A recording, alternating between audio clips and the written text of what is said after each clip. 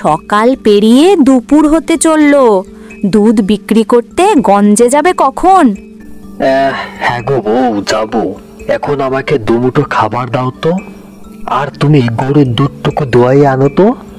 হ্যাঁ গো, তুমি হাত মুখ ধুয়ে ঘরে এসো, আমি তোমার জন্য খাবার বাড়তাছি।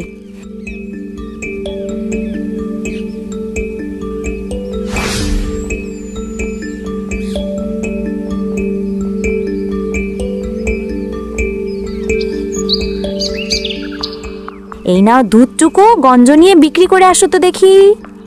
হ্যাঁ হ্যাঁ বউ, দুধটুকু দাও তো দেখি। মনে হচ্ছে আজকে একটু বেশি বেলা হয়ে গেছে।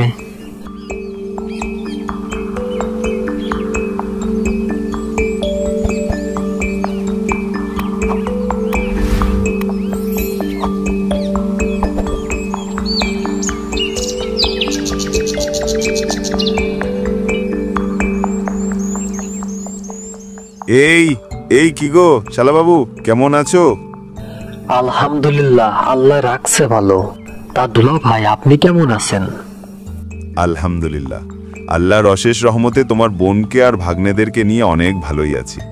তা কি ব্যাপার, তুমি আমাদের বাড়িতে বেড়াতে যাও না? অনেক দিনই তো হয়ে গেছে, আমাদের কথা না হয় না মনে পড়লো। তা তোমার বোনকে কি মনে পড়ে না শালা বাবু? হ্যাঁ দুলা ভাই, আপনি যে কি বলেন, আপনাদের কথা মনে না পড়ে কি আর উপায় আছে? আপনি আমার সকল বিপদ আপদেই আমার পাশে থাকেন সব সময়। দুলা ভাই, কি আর বলবো, এ বছরের আবহাওয়া তো অনেক খারাপই গেল। বৃষ্টিপাতও হলো না, ধানের খেতে প্রতিদিনই সেচের পানি দিতেই হচ্ছে। এতগুলো জমিতে পানি দিতে দিতেই আমার দেরি শেষ হয়ে যায় ওখানেই, যার কারণে কোথাও বেড়াতে যেতে পারে না দুলা ভাই। শুনলাম এবছর তোমার ফসল মাঠে সেরা ফলেছে নাকি? হ্যাঁ দুলা ভাই, আল্লাহর বরকতে আমার ক্ষেতের ধান এবছর অনেক ভালোই ফলেছে। তা শালা বাবু, হেমন্তকাল তো চলেই এলো, তা নবান্ন উৎসব করবে কবে? হ্যাঁ দুলা ভাই, ধান তো কাটা এখনো শেষ হয় নাই। ধানগুলো কেটে শেষ করি, তারপরে নবান্নের উৎসব করব। শালা বাবু, যাবো কিছুক্ষণের জন্য মুক্তারপুর, ওখানে কিছু লোকের কাছে কিছু টাকা পাওয়া যাবে। শালা বাবু, তোমার বোনকে দেখে এসো, সে কেমন আছে। আমি এখন যাই শালা বাবু, আমার যে ফিরে আসতে হবে আবার। আচ্ছা দুলা ভাই, ঠিক আছে।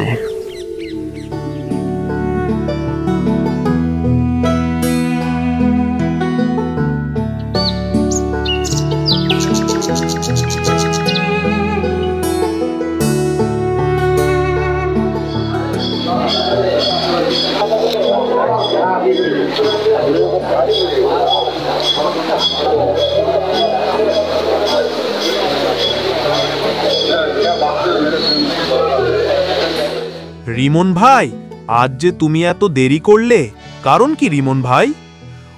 অন্য দিন তুমি তো আমার আগেই আসতে।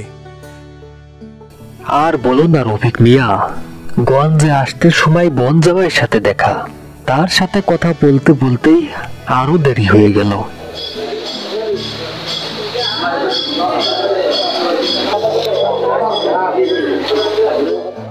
আরে কি সুন্দর নাদুস নুদুস হাঁস, দেখলেই যেন জিভে জল চলে এলো।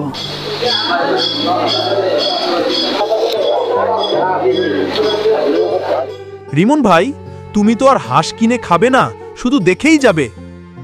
না রে ভাই রফিক, হাঁস এবার কিনা লাগবে নেই, যা দেখতাছে। দেখতে দেখতেই তো হেমন্তের নবান্নকাল চলে এলো, ধান কাটা ধুমো তো পড়ে গেছে, তা নবান্ন উৎসব করতে হবে যে। তাই তো রিমন ভাই, আমি তো এ কথা ভুলেই গেছিলাম, সবাইকে নেমন্তন্ন করে খাওয়াতে হবে। হ্যাঁ ভাই রফিক, হেমন্তের নবান্ন উৎসব মানেই তো নতুন ধানের নতুন পিঠাপুলি খাওয়ার ধুম।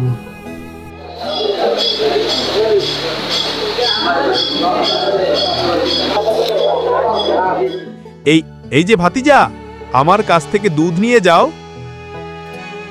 না চাচা, আমি তোমার কাছ থেকে দুধ নিব না। মা বলেছে রিমন চাচার কাছ থেকে দুধ নিতে।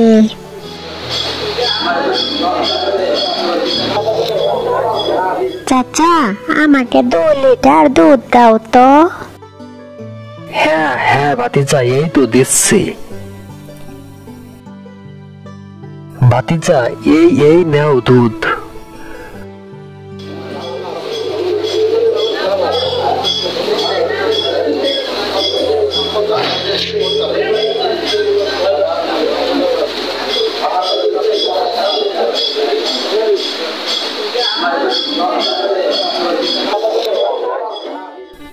আজকে দুধ বিক্রি করে অনেক ভালো টাকাই পেয়েছি।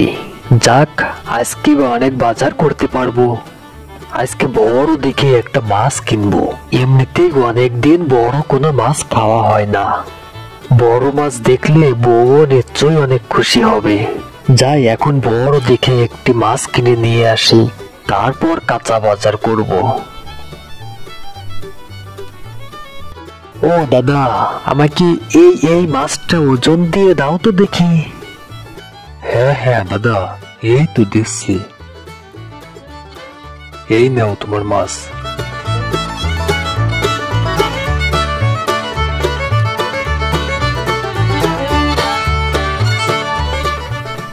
আজকে দুধ বিক্রি করে অনেক টাকারে বাজার সদাই করতে পারলাম। প্রতিদিনই যদি এরকম দামে দুধ বিক্রি করতে পারতাম, তাহলে আমার আর এত কষ্ট করে দিন কাটাতে হতো না। যাক, আজকের বাজারগুলো অনেক ভালোই হয়েছে।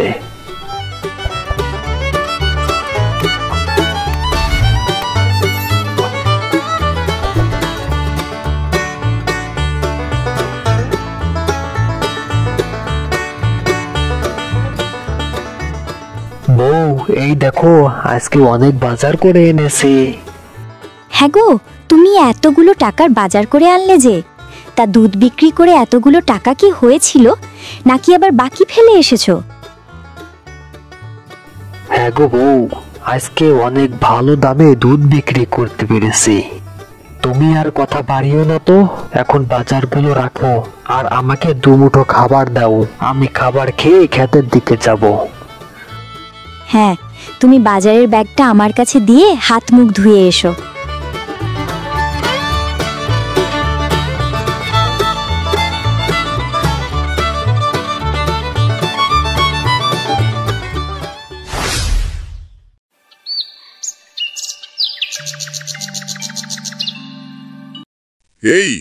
এই যে রিমন মিয়া, তাও দিকে কোথায় চললে? মোড়ল মশাই, যাবো একটু মাঠের দিকে। ধানগুলো তো পেকে গেছে, তা কেটে বাড়িতে আনতে হবে যে। তা রিমন মিয়া, জনপ্রতিনিধি হিসাবে আমি এলাকার সবাইকেই এবছর নবান্নের নেমন্তন্ন খায়াবো। তা তুমি আগামী শুক্রবার দুপুরে আমার বাড়িতে যাবে, তোমার দাওয়াত রইল। জি আজ্ঞে মোড়ল মশাই। এই রেমন মিয়া, ভুলে যেও না কিন্তু আগামী শুক্রবার।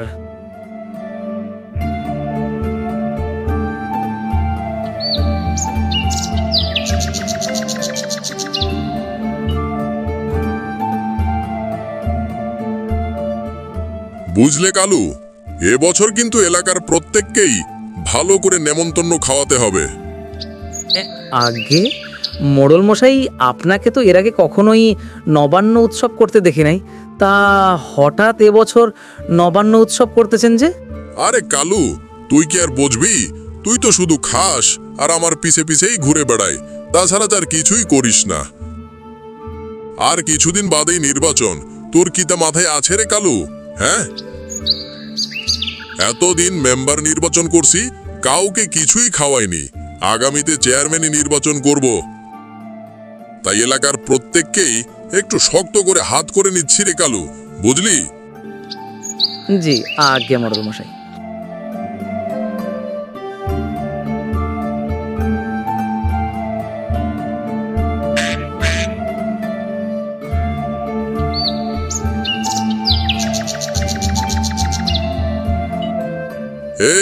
এই কাশেম মিয়া যে, তা মাথায় করে এই হাঁসগুলো কোথায় নিয়ে যাচ্ছ? হ্যাঁ, আগে মোড়ল মশাই, হাঁসগুলো নিয়ে যাচ্ছে একটু গঞ্জের দিকে।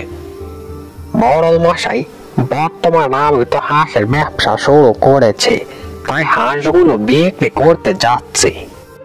তা কাশেম মিয়া, তোমার হাঁসগুলো আমার কাছে বিক্রি করো। তোমার হাঁসগুলো আমার বাড়িতে নিয়ে এসো, চলো আমার সাথে। আগে মোড়ল মশাই, বর্তমান হাঁসের দাম যে একটু বেশি। এই কাশেম মিয়া, তুমি দাম নিয়ে চিন্তা করো না, আমি তোমাকে ন্যায্য দামই দিব। তুমি আমার সাথে এসো।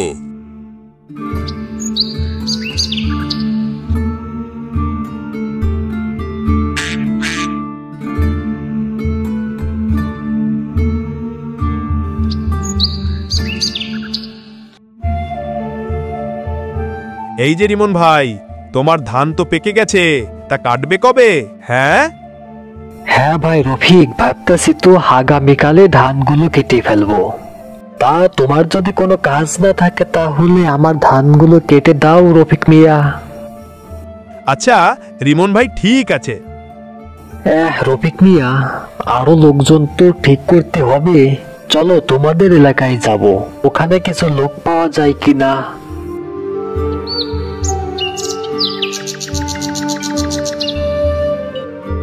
রিমন ভাই, তোমার ধান কিন্তু এবছর সোনার মতো ফলেছে। আল্লাহ দিছে আমায় রফিক মিয়া পরাণ বইরে, সবই আল্লাহর বরকত।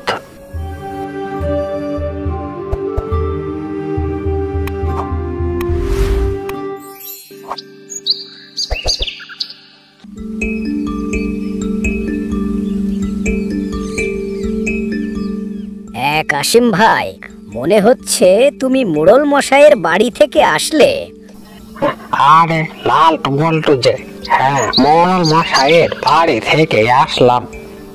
তা মোড়ল মশাইয়ের বাড়িতে কারো নামে কোনো বিচার করতে গিয়েছিলে নাকি? আরে না রে লালপু, মোড়ল মশাইয়ের কাছে 10টা হাঁস বিক্রি করে আসলাম আজকে। তা মোড়ল মশাইয়ের বাড়ি হাঁসগুলো দিতে গিয়েছিলাম। লালটু বলতো, তোমরা তাহলে থাকো, আমি গেলাম, আমার আবার অনেক কাজ পড়ে আছে।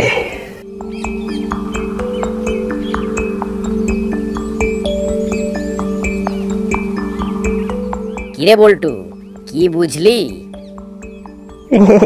লালটু ভাই, আমি যা বুঝেছি তুমিও কি তাই বুঝেছ?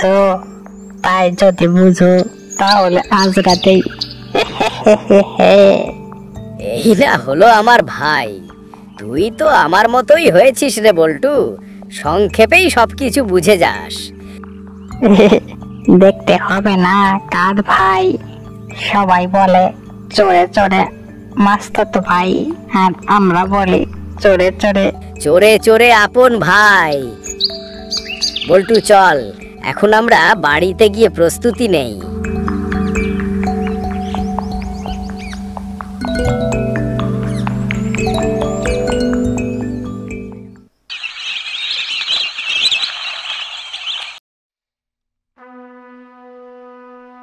ওগো বউ, আগামীকাল ধান কাটার জন্য কিছু লোক ঠিক করেছি। ওরা আমাদের ধান কাটবে। সকাল সকাল নাস্তার ব্যবস্থা করো। আচ্ছা ঠিক আছে, তুমি এ নিয়ে কোনো চিন্তা করো না। ওগো, আজকে বিকালে রবিনের মার ছাগল চুরি হয়ে গেছে। তা বলি কি রাতের বেলায় গরুটির দিকে একটু বেশি খেয়াল রাখতে হবে। চোর পাতের উৎপাত যে হঠাৎ করে কেন বেড়ে গেল। এখন তো অনেক চিন্তাই ফেলে দিলে বউ, গরুটার জন্যই তো আমাদের সংসারটা টিকে আছে। বউ, আমি বলি কি, আমি এখন ঘুমিয়ে পড়ি, তুমি কিছুক্ষণ জেগে থাকো, তারপরে আমি জেগে গরুটা পাহারা দিব, তখন তুমি ঘুমিও। হ্যাঁ আচ্ছা ঠিক আছে, ওগো তুমি এখন ঘুমিয়ে যাও। এরে বল্টু, রাত তো আর কম হলো না, চল তো এখন আমরা আমাদের মিশনে বের হয়ে পড়ি। হ্যাঁ ভাই, তুমি ঠিকই বলেছ।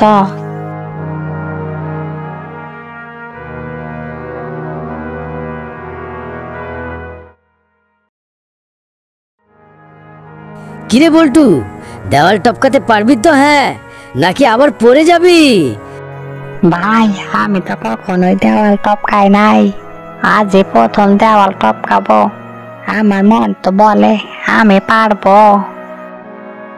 তাহলে চল দেওয়ালটা টপকে ভিতরে ঢুকে পড়ি। কিরে বল্টু, আমরা তো অবশেষে মোড়লের বাড়িতে ঢুকেই পড়লাম। এখন চল চারিদিকে ভালো করে খুঁজে দেখতে হবে কি কি আছে নেওয়ার মতো? হ্যাঁ হ্যাঁ ভাই, চলো। এখন বেশি দেরি করা আমাদের উচিত হবে না। বেশি দেরি করলে আবার ধরা পড়ার সম্ভাবনা থাকতে পারে।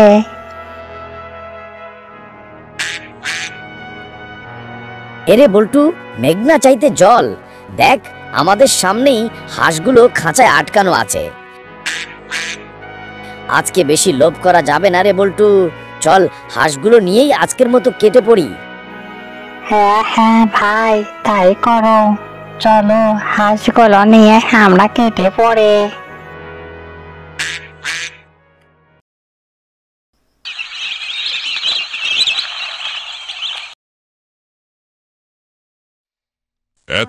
এতগুলো লোক থাকতে আমার বাড়িতে চুরি হয় কি করে?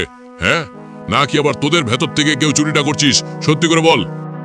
আগে ছিছি মোড়ল মশাই, এ আপনি কি কথা বলছেন? আপনার বাড়ির নুন পানি খেয়ে আমরা আপনার বাড়িতেই চুরি করব? তোরা যদি কেউ এই চুরি না করিস, তাহলে তোরা থাকতে আমার বাড়িতে চুরি হয় কি করে? হ্যাঁ, আগে মডল মশাই সারাদিন এত খাটাখাটনি করে শরীরটা রাতে একদম ছেড়ে দেয় মডল মশাই, তাই একটু বেশিই ঘুম হয়। চোর বেটা যে কখন এসেছিল তাই একদমই আলা পাইনি মডল মশাই। যদি আলা পেতাম তাহলে চোর বেটাকে ধরেই ফেলতাম। আর দারোয়ান সাহেব, তুমি কি করছিলে? হ্যাঁ, তুমি কি রাতে ঠিক করে পাহারা দাও নাকি আবার ঘুমিয়ে থাকো? হ্যাঁ, আগে মোড়ল মশাই, চোর বেটা বাড়ির সামনের গেট দিয়ে প্রবেশ করেনি, এটা আমি নিশ্চিত করে বলতে পারি, কারণ সারা রাত জেগে আমি গেটের সামনে পাহারা দিচ্ছিলাম মোড়ল মশাই। চোর বেটা নিশ্চয়ই আপনার বাড়ির পেছনের দেয়াল টপকে ঢুকেছে। হ্যাঁ দারোয়ান সাহেব, মনে হচ্ছে তুমি ঠিক কথাই বলেছ। চোর বেটা নিশ্চয়ই পিছনের দেওয়ার টুপকে আমার বাড়িতে ঢুকেছিল। এখন শোনো সবাই, আজ থেকে দিনে ও রাতে চোখ কান খোলা রাখবে। আগামীতে কোনো চোর যেন আমার বাড়িতে প্রবেশ করতে না পারে। আগামীতে আমার বাড়িতে যদি কোনো কিছু চুরি হয়, তাহলে তোমাদের মাইনে থেকে চুরির সমস্ত ক্ষতিপূরণ কেটে নেওয়া হবে। কথাটা যেন মনে থাকে সবারই।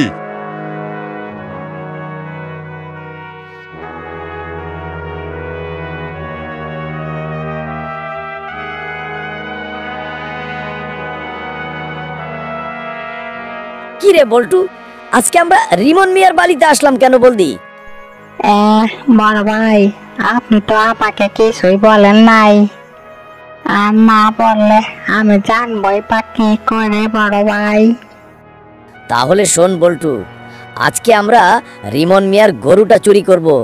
ছোটখাটো জিনিসপাতি চুরি করে আমাদের আর পোষাচ্ছে না রে, বুঝলি? ওই হাঁস মুরগি চুরি করলে আমাদেরকে ছ্যাঁচড়াচোর মনে হয়, বুঝলি তো পল্টু? বড় ভাই, তুমি তো একদম আমার মনের কথাই বলেছো। বড় ভাই, চলো আমরা এখনই রিমন মিয়ার গরুটা চুরি করে নিয়ে আসি। এই এই গবেট, দাঁড়া, আগে দেখে আয় তো রিমন মিয়াও তার বউ ঘুমিয়েছে কিনা। যা।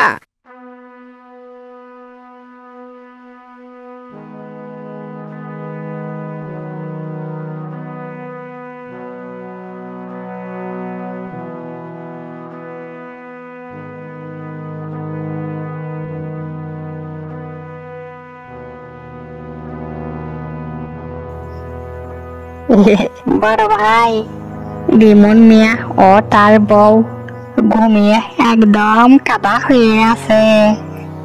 তাহলে চল বল্টু, আমরা এখন রিমন মিয়ার গোয়াল করি ফাঁকা।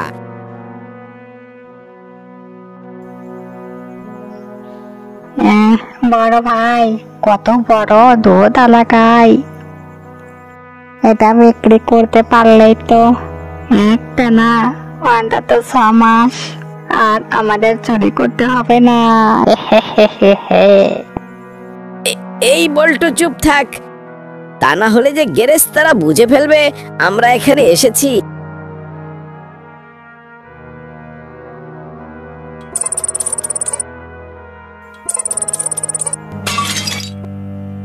এরে বল্টু, আমাকে নামা, দেখ আমি উল্টো হয়ে গেছি। বড় ভাই, তুমি আমাকে নামাও, দেখো আমি উল্টো হয়ে ঝুলতেছি। আমি বুঝেছি রে বল্টু, আমরা বুঝে এবার ধরা পড়ে গেলাম। আমাদের আর রক্ষা নেই রে বল্টু। হ্যাঁ বড় ভাই, আগে তোমাকে বলছিলাম চুরি করা ছেড়ে দাও, তুমি তো ছাড়লে না। অবশেষে আমাকে ও চুরি বিদ্যা শেখালে।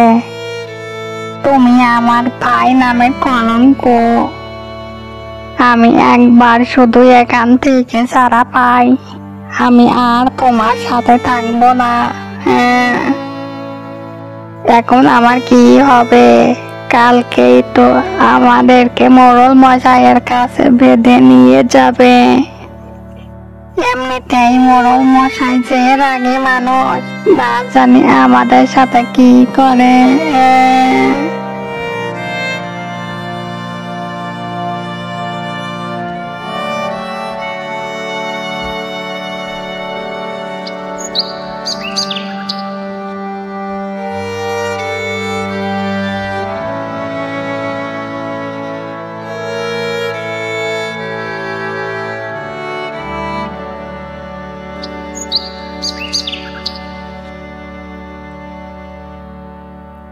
তাহলে তোরাই সেই চোর, তাই না? যে কিছুদিন আগে আমার বাড়ি থেকে 10টা পাতিহাঁস চুরি করে নিয়েছিলি, আর গতকাল রাতে আমার বাড়ির আশেপাশে ঘোরাঘুরি করছিলি, কিন্তু আমার লোকজন জেগেছিল বলেই তোরা আমার বাড়িতে ঢুকতে পারিস নাই। হ্যাঁ মোড়ল মশাই আমাদেরকে এবারের মতো ক্ষমা করে দেন। মোড়ল মশাই, আমরা আর কখনোই এমন কাজ করব না। আমরা যদি মরেও যাই তবুও চুরি করব না মোড়ল মশাই। চুপ বেটা চুপ, একদম কথা বলবি না তোরা। তোদেরকে রিমন মিয়া ধরতে না পারলে তো তোরা এই গ্রামের সবার বাড়িতেই চুরি করতি। আজকে তোদেরকে শাস্তি পেতেই হবে। আর রিমন মিয়া, তুমি একটা দারুণ কাজ করেছো, তাই চোর ধরার পুরস্কার স্বরূপ আমি তোমাকে কিছু টাকা পুরস্কার দিব। তুমি এই টাকা দিয়ে তোমার আত্মীয় স্বজন দিয়ে হেমন্তের নবান্ন উৎসব করো। বলতেই হয় রিমন ভাই, তোমার কি কতাল। হ্যাঁ, চোর ধরে 5000 টাকা পুরস্কার পেয়ে গেলে। হ্যাঁ, শুধু দেখলেই হবে? হ্যাঁ, পেছনে খরচা আছে। বন্ধুরা, এই গল্পটি থেকে কি শিখলে? এই গল্পটি থেকে শেখা গেল, আমরা যখন আমাদের চলাফেরার সাথী বা বন্ধু নির্বাচন করব, তখন বন্ধুর চারিত্রিক গুণাবলী জেনে তাকে বন্ধু নির্বাচন করব। বন্ধু যদি চোর হয়, তুমি ধরে নাও নিশ্চিত তুমিও চোরই হবে। তাই বলছি, সঠিক বন্ধু নির্বাচন করো। বন্ধুরা, গল্পটি ভালো লাগলে লাইক, কমেন্ট ও সাবস্ক্রাইব করতে ভুলো না। সাবস্ক্রাইব করার জন্য ধন্যবাদ সবাইকে।